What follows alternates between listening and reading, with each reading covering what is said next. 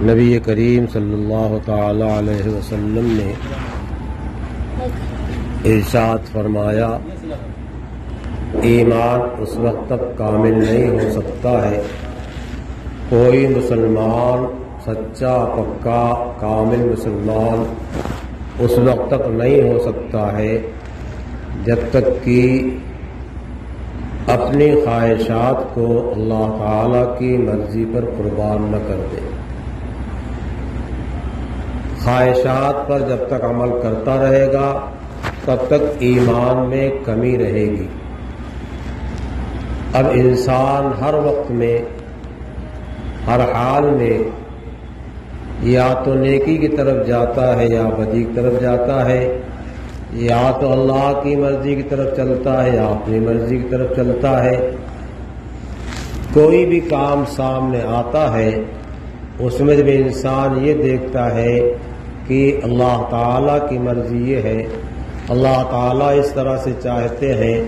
اور اس کی پابندی کرتا ہے،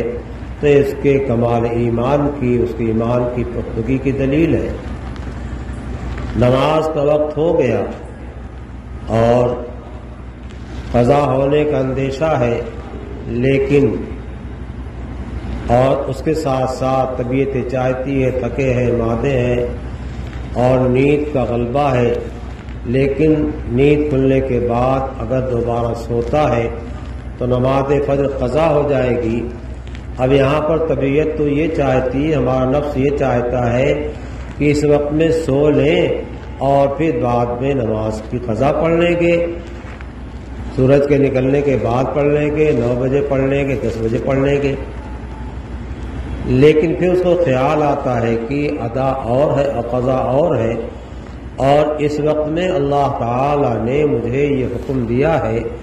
اگر میں اس وقت میں نہیں اٹھتا، نماز نہیں پڑھتا ہوں تو اللہ کی مرضی کے خلاف ہو جائے گا، اللہ کی مرضی کے مطابق نہیں ہوگا، بلکہ میری اپنی مرضی اور میری اپنی چاہت کے مطابق ہو جائے گا، یہ خلاف ہو جائے گا۔ اس واسطے اٹھتا ہے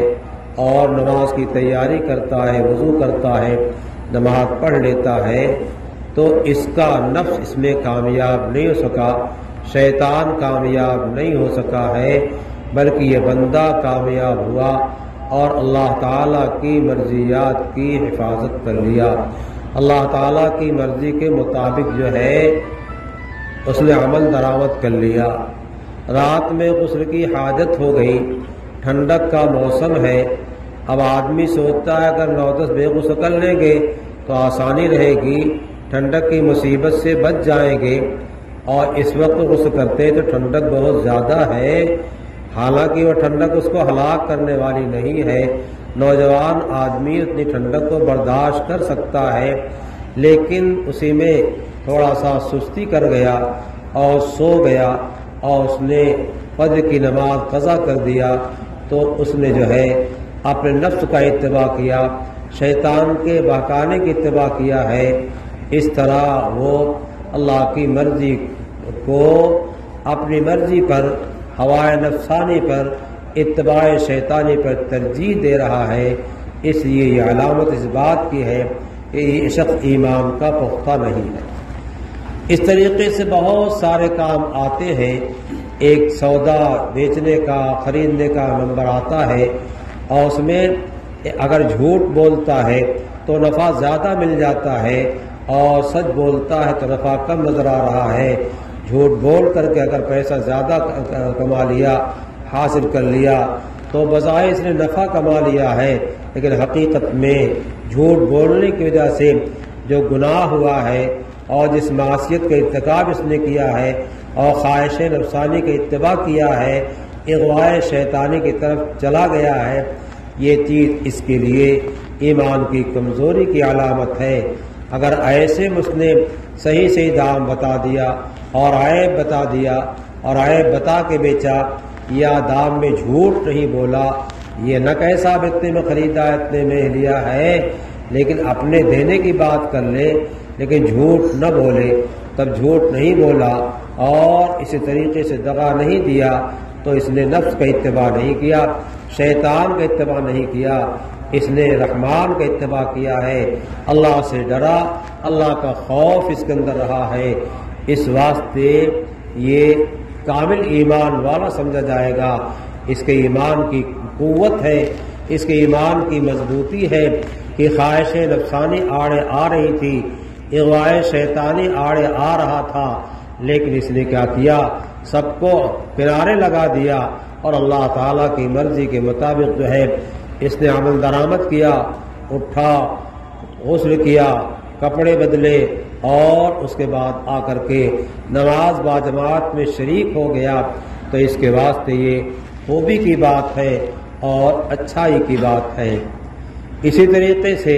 بعض مرتبہ نماز میں تاخیر کرتے کرتے نماز قضا ہو جاتی ہے، گھر کا کام ہے، دکان کا کام ہے، کھیت کا کام ہے، ملازمت کا کام ہے، اگر جو ہے نماز پڑھنے جاتا ہے اور جماعت کا اہتمام کرتا ہے یا ادا کے وقت میں پڑھتا ہے تو نقصان ہو جائے گا، گھر میں کوئی نقصان ہو جائے گا بظاہر، اور یا دکان کو نقصان ہو جائے گا، گراہک واپس چلا جائے گا، تو ایسے میں اب یہ دیکھنا ہے کہ نماز کے واسطے جو جا رہا ہے اور نماز پڑھنے کے میں جو اس کو سامنے آڑے کوئی چیز آ رہی ہے، اس میں اس کو دیکھنا چاہیے کہ اپنی نماز کو ہم قضا نہیں کریں گے، دنیا کا نقصان ہو جائے اس کے چکر میں نہیں پڑیں گے، تو اس وقت میں سمجھا جائے گا کہ یہ اللہ تعالیٰ کی مرضیات کا خواہاں ہے، اللہ کی مرضیات پہ عمل کرنے والا ہے، تو ایسے میں اس کے ایمان کی قوت کی علامت ہے۔ زبان سے ایک آدمی جھوٹ بولنا چاہتا ہے، جھوٹ بول کے نفع حاصل کرنا چاہتا ہے، زبان سے کسی کی غیبت کر کے جو ہے مزہ لینا چاہتا ہے، اور اسی طریقے سے آنکھ سے بدنگاہی کر کے، اور اسی طریقے سے کان سے گانا سن کر کے، اور آنکھ سے جو ہے گندی تصویریں دیکھ کر کے جو ہے یہ اپنا جی خوش کرنا چاہتا ہے، اپنی آنکھ سینکنا چاہتا ہے، لیکن اس میں اللہ تعالیٰ کی مرضی نہیں ہے، اللہ تعالیٰ کی ناگواری ہے۔ اب یہ اس کو جھٹکا لگتا ہے کہ میں تو مومن ہوں، میں تو ایمان والا ہوں، ایمان والے کا کام نہیں ہے کہ آنکھ کو غلط جگہ استعمال کرے، ایمان والے کا کام نہیں ہے یہ کہ کان سے غلط باتوں کو سنے، ایمان والے کا کام نہیں ہے کہ زبان سے غلط بات کو بولے۔ ایسے میں اس کا ایمانی تقاضا، اس کی ایمانی غیرت، اسلامی حمیت جو ہے یہ سامنے آتی ہے، اور خواہش نفسانی اور شیطان کے بہکانے کا اتباع نہیں کرتا ہے اور رحمان کے حکم کا اتباع کر لیتا ہے، تو ایسے میں اس کے کمال ایمان کی دلیل ہے، اس کے کمال ایمان کی علامت ہے۔ اذان ہو رہی، اذان سن رہا ہے، سو گیا اور نماز سے غافل ہو گیا تو اس کا ایمان کمزور ہے۔ اسی طریقے سے گھر میں، باہر میں، ہر جگہ جہاں سنت اور بدعت کا ٹکراؤ ہوتا ہے، طاعت و معصیت کا ٹکراؤ ہوتا ہے، یہ طاعت کو ترجیح دیتا ہے، اللہ کی رضا کو ترجیح دیتا ہے، تو اس کے ایمان کی قوت کی علامت ہے۔ اور اگر معصیت کو ترجیح دیتا ہے اور شیطان کے بہکانے کا خیال کرتا ہے اور اس کی طرف چل پڑتا ہے، تو ایسے میں اس کو شیطان نے بہکا دیا اور اس کا ایمان جو ہے وہ خلل پذیر ہو گیا اور ایمان میں خلل آ گیا۔ تو مسلمان کو چاہیے کہ اپنے ایمان کی قوت کی فکر کرے۔ حدیث پاک میں آتا ہے المسلم من سلم المسلمون من لسانی و یدی، کمال والا پورا پکا مسلمان وہ ہے جس کے ہاتھ سے زبان سے مسلمان محفوظ رہے۔ اس بات سے سوچتا اگر زبان سے کسی گالی دیتے ہیں، کسی کی غیبت کرتے، کسی کی برائی کرتے ہیں، ہاتھ سے کسی کو تھپڑ لگاتے ہیں، ہاتھ سے، زبان سے، آنکھ سے کسی کو چڑھاتے گراتے ہیں، تو اللہ تعالیٰ ناراض ہوتا ہے۔ یہ ہمارے اسلام کے کمال پہ نقص ہے۔ اس واسطے ان گناہوں کو اور ایسی ناشائستہ حرکتوں کو چھوڑ دیتا ہے، اپنے کمال ایمان کی فکر کرتا ہے۔ بہرحال اس طریقے سے ہم اور آپ سوچیں گے تو جتنی چیزیں سامنے آتی ہیں اس میں ایک تو جو ہے رحمانی قوت آتی ہے اور ایک شیطانی قوت آتی ہے، اور کہیں نفس امارہ آتا ہے، کہیں نفس لوامہ آتا ہے۔ نفس امارہ کی مان لیتا ہے تو اللہ کی رضا سے ہٹ جاتا ہے، نفس لوامہ کی مان لیتا ہے، اللہ تعالیٰ کی رضا پہ چلا جاتا ہے۔ اللہ کے حبیب پاک صلی اللہ علیہ وسلم نے ارشاد فرمایا ایمان کا کمال یہ ہے کہ خواہشات نفسانی جو ہیں اس کو کنارے لگا دیا جائے۔ اس وقت تک کوئی آدمی سچا پکا پختہ مسلمان نہیں ہو سکتا ہے جب تک جو ہے اس کی خواہشات نفسانی اس کے تابع نہ ہو جائے اور اس کے سامنے زیر نہ ہو جائے جو نبی کا پاک صلی اللہ تعالی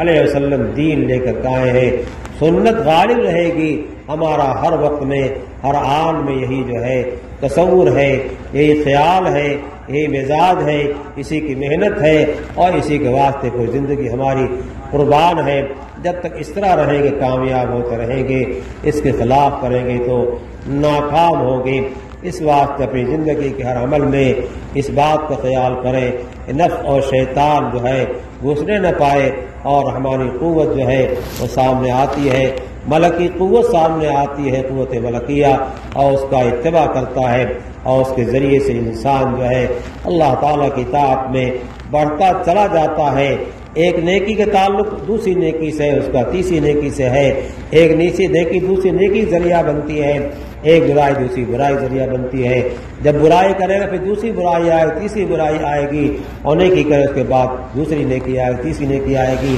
اس واسطے نیکیوں کو ترجیح دینا چاہیے اور برائیوں سے دور بھاگنا چاہیے۔ ہماری اور آپ کی اور تمام اہل اصلاح ایمان کی کامیابی اسی میں ہے۔ اللہ تعالی ہمیں اور آپ کو سب کو توفیق عطا فرمائے۔